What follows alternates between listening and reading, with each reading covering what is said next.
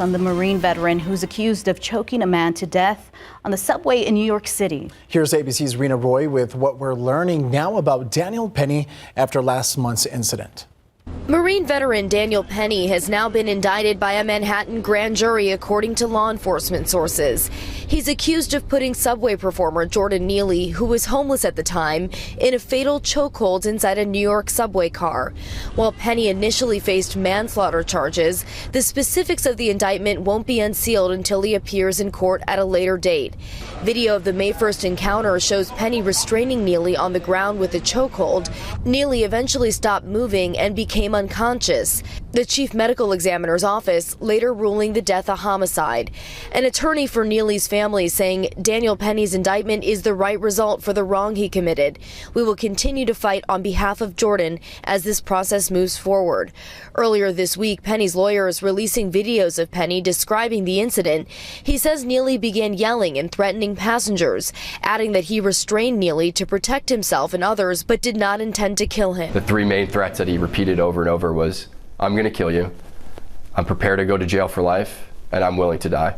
Neely had a documented history of mental illness. Witnesses telling police he had been threatening and harassing passengers, though Penny was not specifically targeted. Rena Roy, ABC News, New York. After a 14-month investigation, a new report has found that former Prime Minister Boris Johnson deliberately misled Parliament. Now, the investigation comes after Johnson attended illegal parties during the COVID-19 lockdown. The report found Johnson also breached confidence, undermined the democratic process of the House, and attempted intimidation of the committee. The UK Privileges Committee says Boris Johnson should be barred from having a parliamentary pass, which is available to former lawmakers. The committee ended the report with saying Johnson committed a, quote, serious contempt, end quote. A new report has found existing vulnerabilities in Georgia's voting software. The findings focus on weaknesses in the software for certain Dominion voting machines and claim state officials were aware of existing problems with the software for more than 2 years. This comes after a years-long lawsuit against the Georgia Secretary of State's office over concerns related to its reliance on Dominion electronic voting systems. Officials say the system is safe.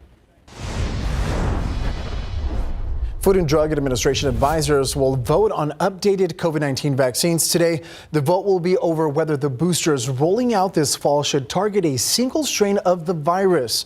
Experts believe the booster shots would improve immune response to new strains. It's a departure from the bivalent vaccines currently available. Whatever the vote is, the FDA isn't bound to the outcome of the committee's vote.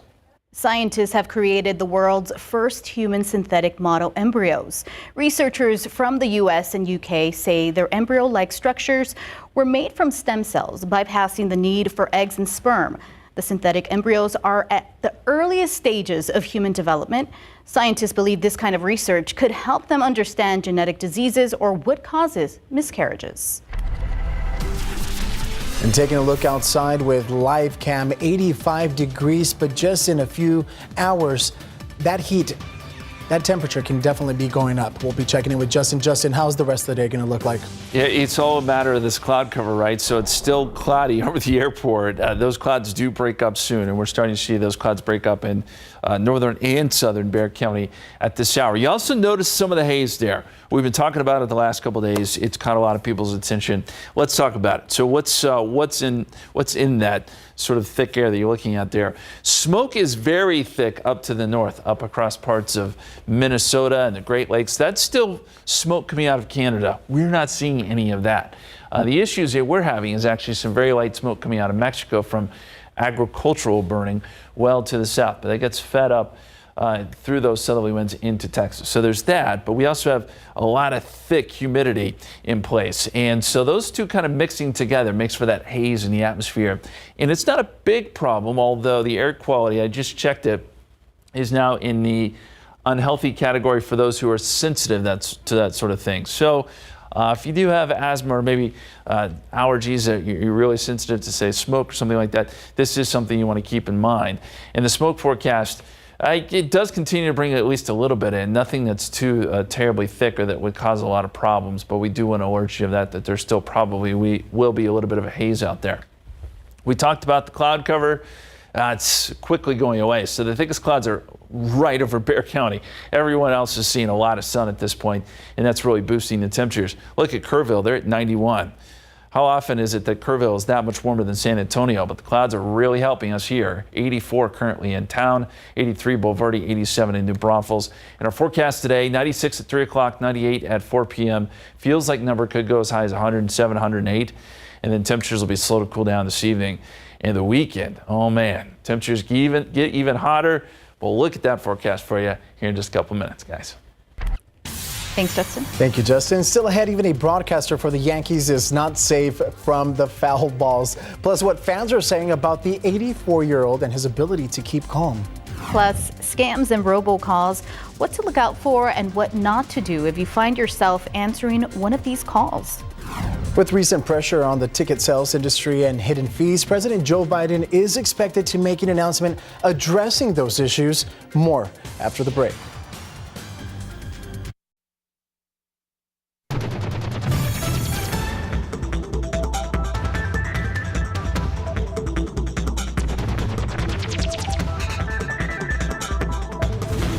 Welcome back. President Joe Biden is expected to announce changes to hidden fees and ticket sales from Live Nation and Ticketmaster. The White House says starting in September, consumers will have the ability to see all fees up front. This is so that consumers don't have to worry about price changes or increases when checking out. With increased pressure on the industry to be more transparent about the extra fees added, Biden has urged Congress to pass legislation targeting those hidden fees across multiple industries. And now to the latest in scams. ABC's Trevor Ault explains what authorities are calling the biggest scam in Cleveland, Ohio, and yes, how it's connected to something everyone hates, robocalls. Hi there, this is Ethan on the recorded line calling from Medicare Rewards. Can you hear me okay? The biggest and arguably most annoying scam in the Buckeye State, illegal robocalls. The state attorney general sharing examples like this one. Hello, this is Audrey, and I'm a Social Security Disability Advisor on a recorded line, and you can press 1 to be removed now. Some of them are people claiming to be from the IRS or a law enforcement. We've got a warrant for your arrest, Mrs. Smith. But we can take care of it over the phone if you have a credit card. According to the Ohio AG's office, residents in the state were bombarded with a whopping 2.2 billion illegal robocalls in 2019. And in 2022, the Federal Trade Commission listed Ohio as the number 2 state in the nation with the most reported complaints. They all have this in common. They're abusing a source of trust to try to get money out of you by pretending to be somebody that they're not. It's really frustrating. Peter Myzitis lives right outside of Cleveland, and he says he's been a magnet for pesky robocalls. In fact, he tells us over the past decade, he's reported more than 300 of them to the Ohio Attorney General. But Myzitis says he was shocked when last year he got a recorded voicemail from a number claiming to be from the Cleveland Clinic just days after having a surgical procedure there. Cleveland Clinic. For Peter Myzitis. We called to check in about some health content. It looked like they were trying to set up my surgery or something, but the surgery was already scheduled. They were baiting me as far as this phone call from the Cleveland Clinic, and it wasn't from the Cleveland Clinic. The Cleveland Clinic tells ABC News, "We are aware some patients may be receiving phony robocalls claiming to follow up after a recent medical procedure or appointment. If patients have concerns about an incoming call they may receive, they can contact their physician's office or a Cleveland Clinic customer service number." It's an anxiety to have to deal with these individuals. And of course, by now, we all know the best practice with these calls is to not answer them or to hang up. But we do have some further tips from the FCC. They say if you're on one of these calls and it says press a certain button to no longer receive any calls, don't press the button, just hang up. They actually might take you pressing that button as willingness to engage with them. The FCC also encourages everybody to sign up for the Do Not Call list. It's very easy to do. You can do so on their website, fcc.gov. And this last tip we got from one of the Shark Tank sharks, Robert Herjavec. He says, if you get a call from an unknown number and you're going to answer it, never say hello. Just pause for a moment and let it hang in silence, because a lot of times your own voice will trigger the recording, and if you don't say anything, it can throw off the system. Trevor Ault, ABC News, Cleveland. Very helpful tips. FCC.gov, remember that. Taking a look outside, 85 degrees. it's going to get hot out there, but it's hard to believe that this hasn't necessarily been the hottest day. Yeah, I mean, the record for this state, Jonathan, is 107, set back in 1998. We will not get there, but it may feel like that. So that's kind of the trade-off. Look at the low this morning, 80. That's all we got down to. We're only up to 84 now, but the sun is starting to peak out. And once that happens, you'll see this number rise above the average. We'll be close to 100, but again, not anywhere near 107. Hey, we've also got to look at the tropics too, because we have a wave that the Hurricane Center has flagged. We'll show you that coming up.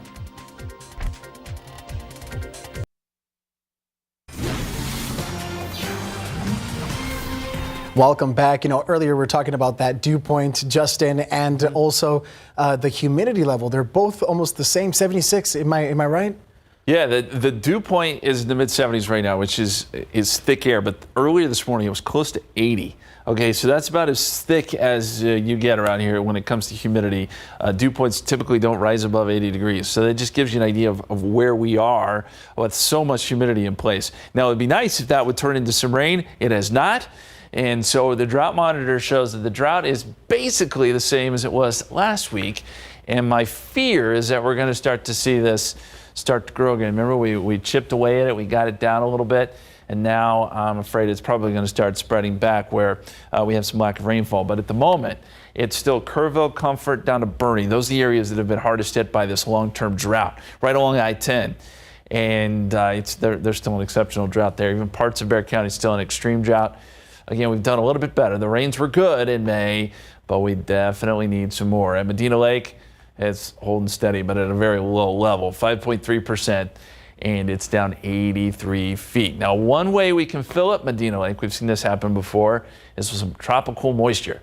There is nothing out in the Caribbean or anywhere close to land at the moment, but we do have a wave coming off of Africa, and this does hold a little bit of promise. Now, this is unique in the sense that we typically look out this far later in the hurricane season, but one thing we're dealing with is some warmer Atlantic waters, and so that makes it possible for perhaps these storms to form a little bit further east. We'll see how this ends up, but the Hurricane Center has flagged it, and they're giving it a 20% chance of development as we go forward in time.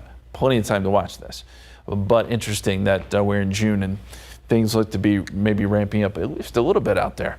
90 Stinson, 83 Kelly, 88 at Randolph. Likely seeing sun at Stinson, and that is pushing the temperature up. Those clouds, again, making a big difference. They're going to be gone soon at the airport, too. I would imagine next time we look at the live cam, the sun's going to be out. 91 in Kerrville, 86 Hondo, 91 Pleasanton, 93 in Gonzales. And I will say the clouds are going away quicker than they have last couple days, so that makes me think temperatures will be a little bit warmer today. But where the sun is out now, 90 at Stinson, 88 Castroville, 84 Bernie Stage, and now look at these heat indices, already jumping up into the 100s. 105 is what it feels like right now in Comfort, 100 in Converse, 104 at Stinson. And the problem we're going to have is these numbers will continue to rise. Look at Gonzales, 110 already, and we're only at midday. With that thick humidity, heat indices here in San Antonio could go as high as 107. That's at 4 o'clock, 98 degrees. 99 is what we're forecasting for the high. Heat indices 107, 108, maybe even up to 109 in some spots here across South Texas. Please be extra careful today. And really going forward over the next several days, we're going to see this kind of heat. Now, the dew points do try to drop a little bit. These are afternoon dew points. So they do try to come down some, but with the drier air, especially on Sunday, we'll see the temperature rise. So again, it's a trade-off. It'll be more of a dry heat, but we're still going to get some big-time heat over the weekend.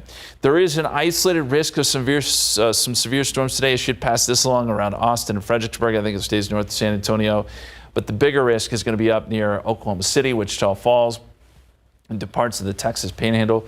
Could be a busy day severe weather-wise. For us, high pressure pretty much stays in control. Now, late next week, it may move far enough west where it opens the door a little bit for some disturbances to roll through and maybe get us some rain chances in here, but nothing in the near term. 102 tomorrow, 101 Saturday, 103 Sunday, Monday, Tuesday, and 101 on a Wednesday. Guys. Thank you, Justin. As we are taking a look at these temperatures, it's also important to keep in mind our pets. Yes. Now a Yankees broadcaster gets a not so pleasant surprise during a ball game. What fans are saying about it, all next. Check this out. A Yankees broadcasting legend was bonked on the head while doing live play-by-play for a game. Some are calling it just bonkers. CNN's Jenny Mose explains even the broadcasting booth isn't safe from foul balls. It's one thing if fictional characters like Kramer or Sophia get bonked by a baseball, but there's nothing fictional about Yankee broadcasting legend John Sterling. The Yankees win!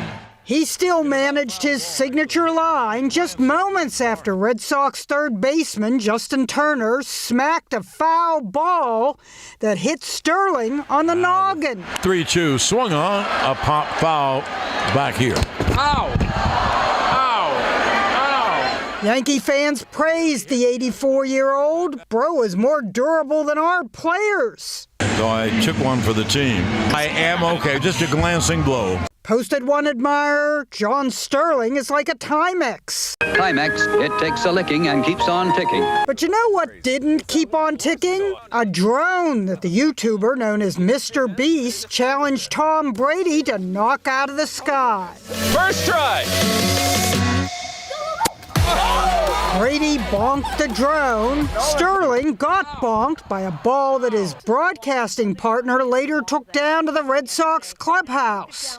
It came back, adorned with a Band-Aid that matched the one Sterling wore and an inscription from the batter. And Justin Turner wrote to John, no matter where you sit at a ball game, you're never safe. How nice is that? I'm very impressed how he used no swear words.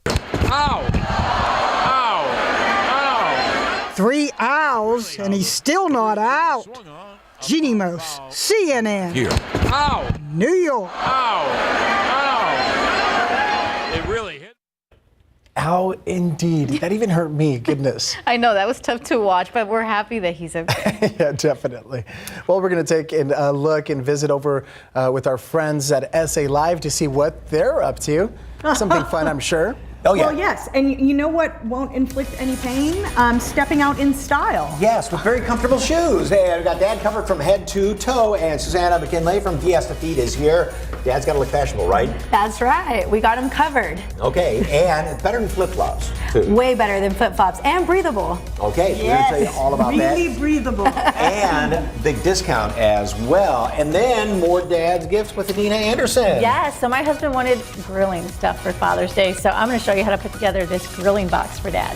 Okay, and a great little packaging too. Yes. And how about some good food? Yes, Jen checks out the Board Couple and all of their delectable trays. Yes, and then, of course, Father's Day is this weekend, but another big event, Juneteenth Monday, but the festivities start kind of early as well, right? Yep, on Saturday, June 17th at the SA Juneteenth Block Party and Fair. Fun for the whole family. Lots of great vendors. And B. Michelle says you can pick up the Father's Day gift as well. You can. You definitely can. All right. A lot going on at the museum, and we're going to take you there. And social question, too. And it's all about great memories with Dad. Let us know at SA Live KSAT on Facebook and Twitter when SA Live continues.